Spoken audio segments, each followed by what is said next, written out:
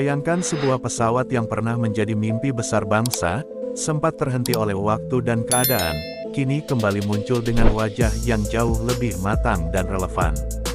Di tahun 2026, N250 Gatot-Kaca kembali menarik perhatian, bukan sebagai simbol nostalgia, tetapi sebagai bukti bahwa industri dirgantara Indonesia mampu bangkit dan beradaptasi dengan tuntutan zaman.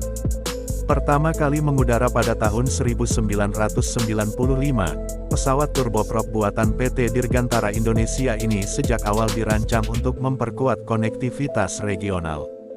Kini, setelah melalui proses modernisasi panjang, N250 hadir dengan teknologi yang jauh lebih maju. Sistem avionik telah diperbarui menjadi serba digital, navigasi lebih presisi, dan efisiensi bahan bakar meningkat signifikan dibandingkan generasi awalnya. Perubahan ini menjadikan N250 bukan sekadar warisan masa lalu, tetapi platform modern yang siap bersaing di pasar internasional. Salah satu peningkatan paling penting terletak pada sektor mesin. Versi terbaru N250 dibekali mesin turboprop modern yang lebih bertenaga sekaligus ramah lingkungan. Konsumsi bahan bakar yang lebih hemat dan emisi yang lebih rendah membuatnya sejalan dengan arah industri penerbangan global. Dengan daya jelajah lebih dari 1.400 km tanpa henti dan kecepatan jelajah stabil di sekitar 610 km per jam, pesawat ini sangat ideal untuk rute domestik jarak menengah, termasuk penerbangan antar kota besar di Indonesia dan kawasan Asia Tenggara. Kapasitas 50 hingga 70 penumpang menjadikannya pilihan realistis bagi maskapai regional yang ingin memperluas jaringan secara efisien. Modernisasi juga terasa di dalam kabin. Interior N250 kini dirancang lebih ergonomis, kursi lebih nyaman, dan tata ruang disesuaikan dengan standar penerbangan modern. Fokus pada kenyamanan penumpang menunjukkan bahwa pengembangan pesawat ini tidak hanya berorientasi pada performa teknis, tetapi juga pada pengalaman terbang yang lebih baik. Kembalinya N250 pada tahun 2026 membawa pesan kuat bahwa Indonesia tidak tertinggal dalam industri aviasi global.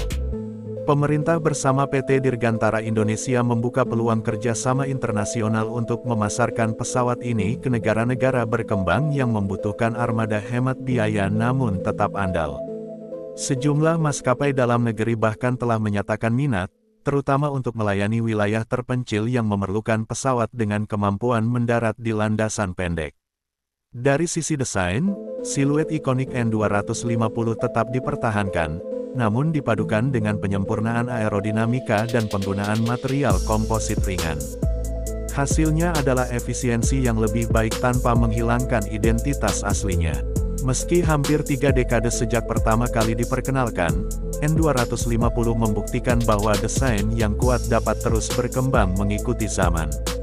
Nama Gatot-Kaca, tokoh pewayangan yang melambangkan kekuatan dan keberanian, terasa semakin relevan hari ini.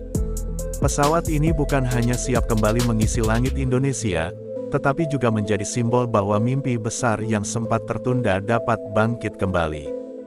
Dengan tahapan sertifikasi yang terus berjalan dan kesiapan menuju produksi, tahun 2026 menjadi momen penting yang menandai kebangkitan nyata karya anak bangsa di dunia penerbangan.